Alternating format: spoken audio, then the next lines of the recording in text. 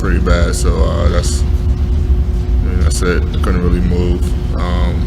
Feels a little better now, and we'll see how it is tomorrow. So test it out when you wake up, and you kind of determine your status for the Portland game tomorrow. Yeah, I mean, I should be good to go tomorrow based on how it's feeling now. But yeah, I mean, still wake up and test it out. But my plan is to go tomorrow. It's probably tough to take too much from this game, considering you left. Obviously, no LeBron, no THT. Where would you put the state of the team right now, as you guys are still fighting through all these injuries at this point of the season? I was getting worked on, so I didn't really see much of the second half. But I think, I know the spirit in the locker room is still high. I mean, guys came in after the game and said, "Put it behind us. We got another one tomorrow." So guys are still, great with their minds and their spirit about, the rest of the season. And obviously we're fighting for a playoff spot, and tomorrow's probably the biggest game left of these games. So, guys are still optimistic, and we're still fighting. And guys' spirits are still high. Okay, David Benjamin, please. AD, considering you just called tomorrow's game the biggest game, will that factor into your decision making as you evaluate the back tomorrow? Even if it doesn't maybe feel 100%, would you feel compelled because of the circumstances of the game to give it a go? Yeah, I mean, we do have a day off the next day, so I still can get work done there, but that for sure, I think, add a little juice to playing tomorrow. Hey, Dan Markey, please. Yeah, on the play that at the very beginning, when you it seemed like you kind of like hit the scorer's table. Is that what happened on that play? Like what kind of went out from underneath you? And then was there a play or anything that kind of caused the bat to lock up? Yeah, I mean, I think I said it before the game too. I said that the scorer's table looked like it was really close to the court, and then I ended up stepping on the scorer's table and kind of tweaked the ankle a little bit, but the ankle is fine. I have no problems with the ankle. I kind of called it before it turned all the way. I know it kind of looks bad, but it's fine. And there was no certain play.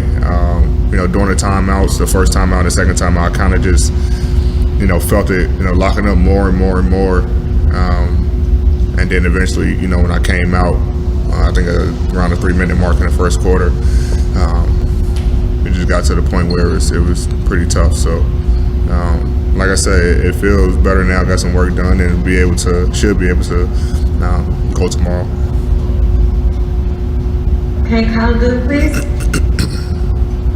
Hey, D, this season has had so many moments where you guys have some kind of setback when it seems like you're getting your ducks in a row, and maybe this game is one of those with your back locking up.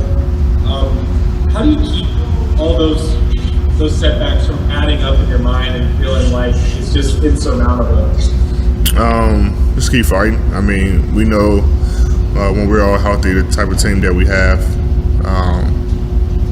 We've seen it early in the year, and that's what we always revert back to. Like when we're 100% healthy, we're one of the, we are the top team in the league, and so we keep that in our minds. And so we know that we got a lot of things going on with some of our players, and guys know that. But when we get 100% healthy, Brian maybe has a week, Dennis maybe 5-6 days left or something, but when we get everyone healthy, especially heading to the playoffs, we know the type of team that we are, and I think the league knows the type of team that we are. So, no matter if we got to play in a play-in game or, we get, the 5th or 6th seed, we ready to compete against anybody. But our main focus is we have to get 100% healthy. Okay, last 2 questions. Bill Orr, please. AD, I was going to ask you about that play. How do you view that possibility, and how important is it to you guys to stay out of it? What play? Oh, the play-in. The play-in. Right. I mean, we don't look at it as something bad. To be honest, we need a lot of games. We need games to get back accustomed to each other anyway. So, I mean, if it happens that way, it happens that way. Obviously we don't want to go that route, but if it happens, it happens. And we're going to win games in the play-in and then get ready for whoever we play, first round and take care of business from there. So we don't look at it, we look at it as game reps in the play-in, and if not, then we got, a little bit more practice time to get accustomed to each other. So either way, we're fine either way. Like I said, we know the type of team that we are.